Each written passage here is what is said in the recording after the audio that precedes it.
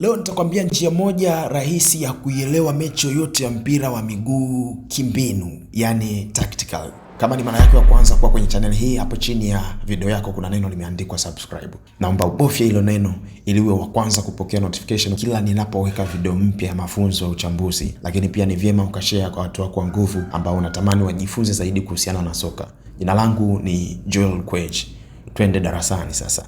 Njia hiyo moja ni zingatia majukumu ya kila mchezaji. Ili iwe rahisi, chambua ama tazama mechi kwa kuzingatia sehemu tatu za uwanja kwa ulalo, ambazo ni nusu tatu ya kwanza, hii ni fezi ya walinzi; nusu tatu ya pili, hii ni fezi ya viungo; nusu tatu ya mwisho, hii ni fezi ya washambuliaji. Mpira ukiwa kwenye nusu tatu ya kwanza, baini wahusika kwenye hii fezi na wazungumzia goalkeeper, center backs wawili ama inaweza ikawa ni center back watatu, na full backs ama inaweza ikawa ni wing backs. Wanafanya nini? Je, wanaanza kujenga mashambulizi kutokea nyuma? Kama ni ndio, baini ni eneo lipi wanapoanzia build up, chini kabisa ama wanasogea juu kidogo? Baini nani anayeanzisha build up. Je, goalkeeper anahusika kwenye build up? Maybe yes. Mpira ukiwa kwa goalkeeper, center backs wanakuwa wapi? Full backs wanakuwa wapi? Ukishajua walipo center backs na full backs, tazama katika fezi mbili zilizobaki. Kumbuka mpira upo kwenye nusu tatu ya kwanza, lakini lazima ubaini kwenye nusu tatu mbili zilizobaki wahusika wanafanya nini. Baini kwenye nusu tatu ya pili viungo wanafanya nini. Kwenye nusu tatu ya mwisho washambuliaji wanafanya nini. Unaweza kukuta labda fullbacks wote wanasogea juu, ama mmoja anaingia ndani kwenye eneo la kiungo, labda CDM anashuka katikati ya center backs, namba 10 anashuka chini kidogo, mawinga wanabaki pembeni ama wanaingia ndani ama wanashuka kuhusika kwenye build up. Center forward labda anashuka chini kidogo ama anabaki karibu na center backs, na pattern nyingi utaziona.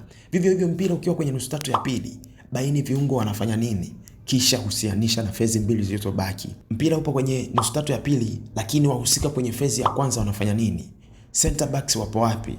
Full backs wapo wapi? Position ya goalkeeper ipoje? Then angalia kwenye fezi ya mwisho, mawinga wapo wapi na mshambuliaji yupo wapi? Mpira ukiwa kwenye nusu tatu ya mwisho, baini washambuliaji wanafanya nini, kisha husianisha na fezi mbili zilizobaki. Means mpira upo kwenye nusu tatu ya mwisho, lakini lazima ubaini goalkeeper yupo wapi, center backs wapo wapi, full backs wapo wapi na viungo wapo wapi. Vipi kama timu haianzishi mashambulizi kutokea nyuma? Automatically watakuwa wanatumia mipira mirefu. Baini nani anayeanzisha hiyo mipira mirefu. Baini pia nani anayepokea mpira wa kwanza, a target player. Akipokea mpira huwa anafanya nini? Husubiri wachezaji wenza, hold up play, ama hutumika kama ukuta. Je, nani anapokea mpira wa pili, au labda ukombaine na wachezaji wenza? Wakati huo usisahau kubaini wahusika kwenye fezi ya kwanza wapo wapi na wanafanya nini, wahusika kwenye fezi ya pili wapo wapi na wanafanya nini. Haijalishi timu imeanza na walinzi wa 4 kwa maana ya back 4 ama imeanza na walinzi wa 3 kwa maana ya back 3 ama back 5. Cha msingi baini majukumu ya kila mchezaji. Lakini lazima uangalie na timu ambayo haina mpira wanafanya nini. Labda wanaanza kukabia juu au kati, au labda wapo kwenye low block. Na wao pia baini majukumu ya kila mchezaji. Kama wanakabia juu, akina nani wanaanzisha pressing? Wakati huo viungo wanakuwa wapi? Walinzi wanakuwa wapi? Vivyo hivyo kama wanakabia kati ama wapo kwenye low block. Usisahau nyakati za transition to defend. Timu ilikuwa na mpira na sasa imeupoteza. Baini mpira umepotelea kwenye nusu tatu ipi, kisha baini wahusika wa fezi husika wanafanya nini, kisha husianisha na wahusika kwenye fezi zilizobaki wanafanya nini. Transition to attack. Timu haikuwa na mpira na sasa imeupata.